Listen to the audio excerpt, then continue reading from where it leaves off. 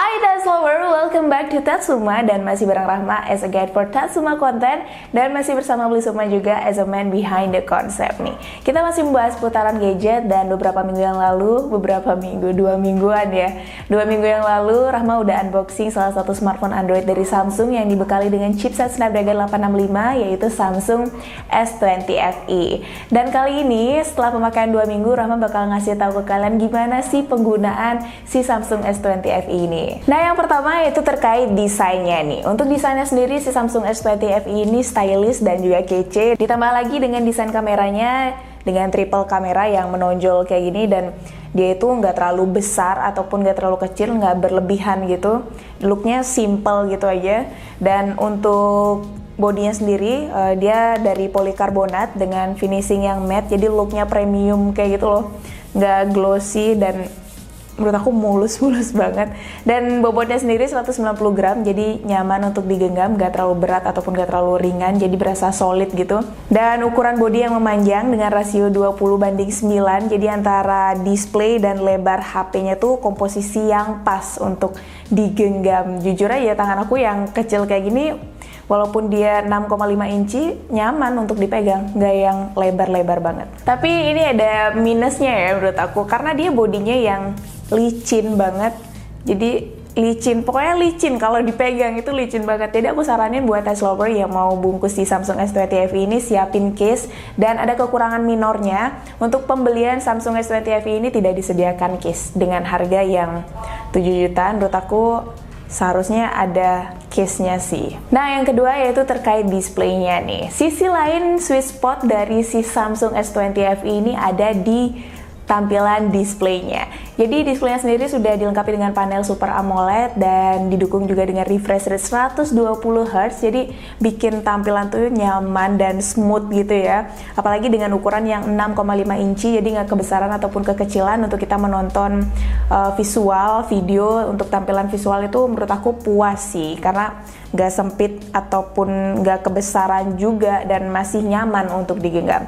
Dan si refresh rate 120 Hz ini juga bisa kalian atur, kalau misalkan mau pakai 60 Hz juga bisa, mau pakai 120 Hz juga bisa. Tapi biasanya nih kalau udah terlanjur nyaman kan nggak bisa diganti gitu.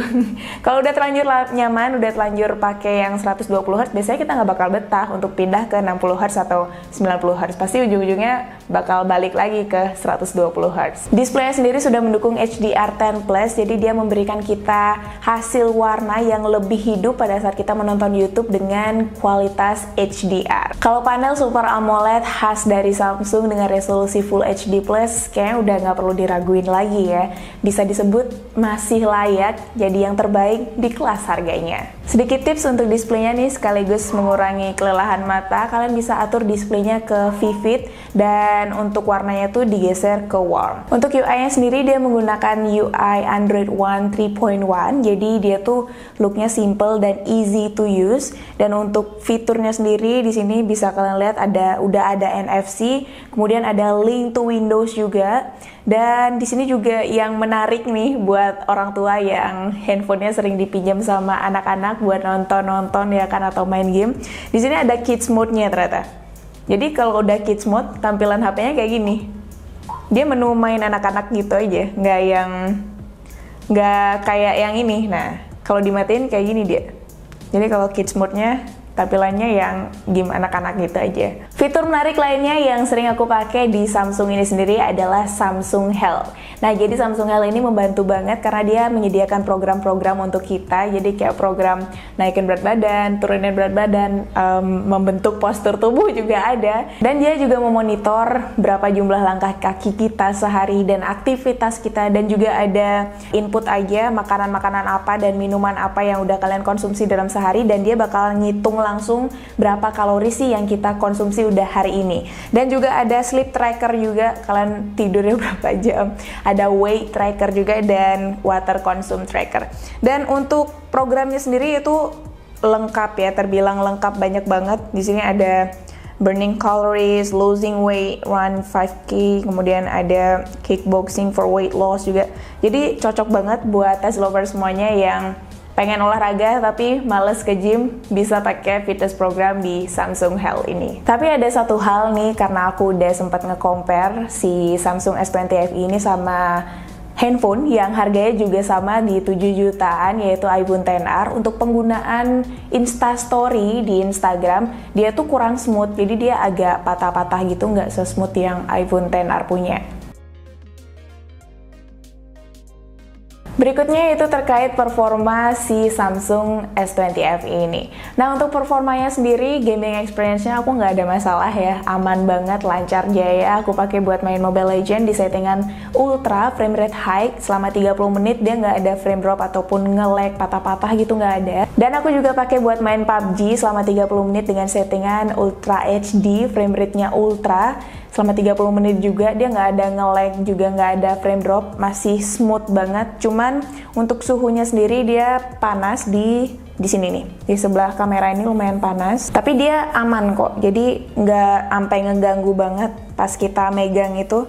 Dan digunakan untuk multitasking sendiri, si Samsung S20 FE ini lancar, nggak ada aplikasi yang tiba-tiba keluar atau tiba-tiba ngeghosting gitu, enggak ya, masih aman semuanya. Tapi emang dia kalau dipakai lama dan multitasking kayak gitu berasa cukup panas lagi. Aku kembaliin ke suhunya di bagian sebelah kamera ini yang diikuti lebih anget lah daripada penggunaan normalnya. Untuk skor Antutunya sendiri dia ada di angka 637 ribuan nih. Dengan refresh rate 120 Hz, untuk penggunaan baterainya aku pakai untuk main PUBG di settingan Ultra HD, di frame rate ultra juga selama 30 menit dia ngabisin baterai 10%. Dan untuk Mobile Legends di settingan Ultra, frame rate high selama 30 menit juga dia ngabisin baterai cuma 8%. Dan aku juga pakai buat nonton YouTube full brightness, full volume juga selama 52 menit dia ngabisin baterai 14%. Untuk konsumsi baterai dalam penggunaan main game dengan refresh rate 120 Hz ataupun 60 Hz, konsumsi baterai itu sama ya, nggak ada jauh bedanya, jadi nggak ada alasan sih untuk balik ke 60 Hz. 120 Hz juga masih aman konsumsi baterainya. Untuk pemakaian normal, dia cuman scroll Instagram, YouTube yang cuman sekedar browsing, buka TikTok. Dia terhitung dari jam 12 sampai jam 7 malam, dari 100% itu ke 70%. Jadi 30% konsumsi baterai, dan dari jam 7 sampai jam 9 karena HP-nya nggak kepake, aku kebetulan di jalan, dia berkurang 2% ke 68%. Dan dari jam 9 terhitung sampai jam 1 pagi aku pakai buat main game dan juga YouTube, itu tersisa 19%. Jadi berapa tuh?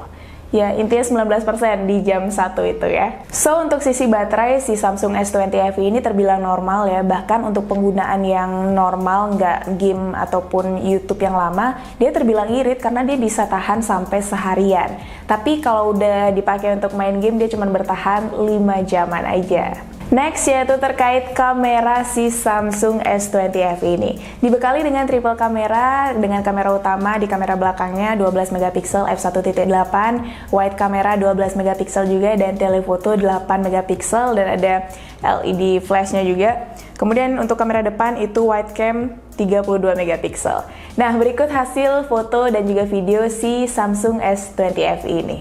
Untuk hasil kameranya sendiri, aku juga udah sempat compare hasil foto dan video si Samsung S20 FE ini sama salah satu handphone yang harganya juga ada di angka 7 jutaan, yaitu iPhone XR. Hasilnya si Samsung S20 FE ini memiliki white balance yang lebih baik dengan mendekati putih, walaupun sisi kontrasnya agak kurang. Kemudian si Samsung S20 FE ini juga mampu menangkap cahaya dengan baik walaupun dalam kondisi cahaya yang kurang, serta didukung dengan adanya night mode sehingga membantu menghasilkan foto dengan detail yang baik dan minim noise. Hasil kamera dari Samsung S20 FE ini juga memiliki kualitas dynamic range yang lumayan bagus di kelasnya, dengan fitur portrait dengan separasi yang rapi antara objek dan background.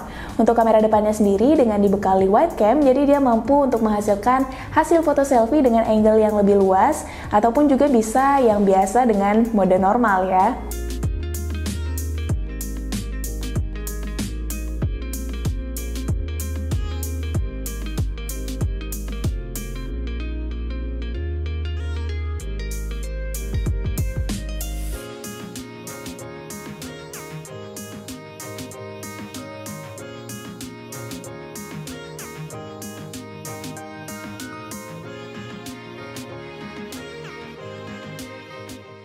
Untuk video, dia memiliki stabilization yang baik, angle pengambilan video yang luas, hasil backlight yang juga masih balance, disertai dengan dynamic range yang terbilang oke. Jadi ini hasil perekaman video kamera belakang dengan resolusi Full HD 30 fps.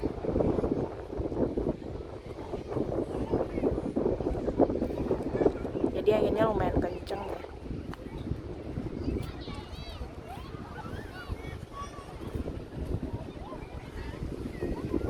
Ini hasil kamera belakang untuk perekaman video dengan resolusi 4K 60 fps.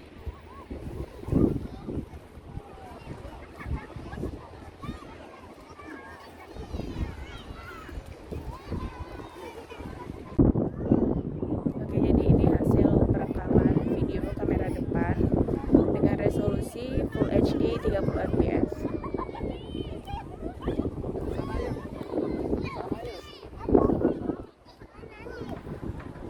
Untuk backlight.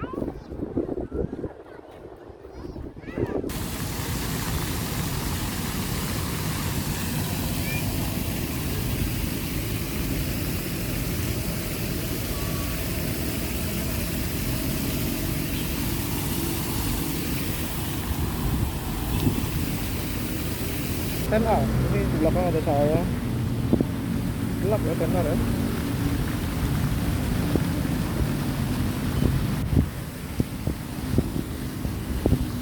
Bisa dapetin saya.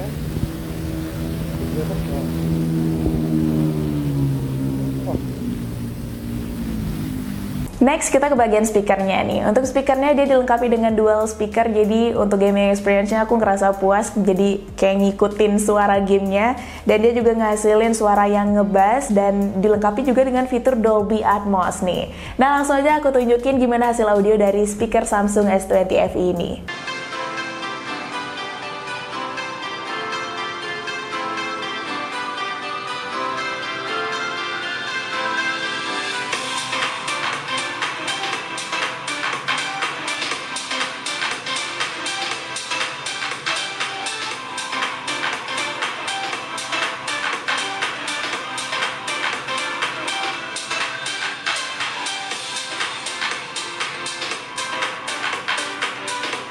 So, di harga 7 juta, Samsung S20 FE ini menawarkan desain yang stylish dan juga masih kece di tahun 2021 ini.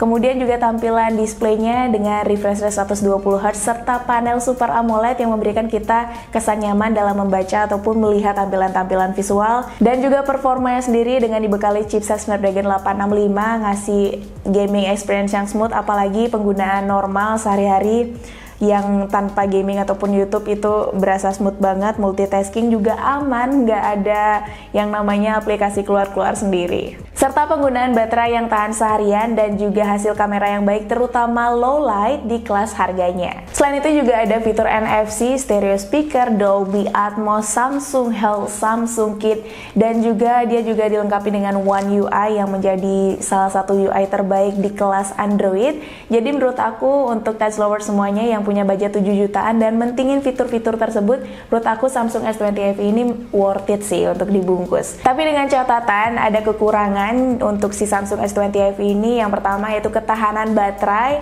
Ketika kalian pakai main game itu cuman bertahan 5 jaman aja kalau buat main game. Kalau normal sih seharian juga aman ya.